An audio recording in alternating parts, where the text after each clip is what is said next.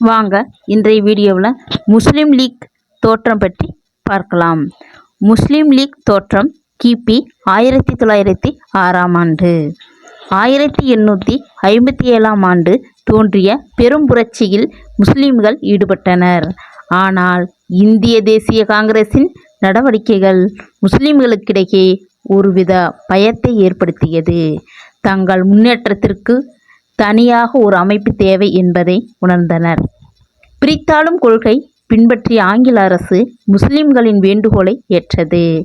1906ஆம் ஆண்டு டாக்கா நகரை சேர்ந்த நவாப் சலிமுல்லா கான் என்பவரது தலைமையில் முஸ்லீம் லீக் கட்சி தோற்றுவிக்கப்பட்டது.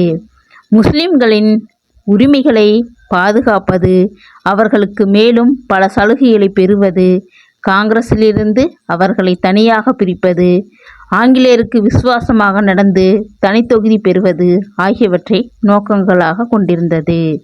நன்றி, வணக்கம். நெக்ஸ்ட் வீடியோவில் பார்ப்போம். இந்த வீடியோ உங்களுக்கு பிடிச்சிருச்சுன்னா சப்ஸ்கிரைப் பண்ணுங்க, லைக் பண்ணுங்க, பெல் பட்டனை ப்ரெஸ் பண்ணுங்க.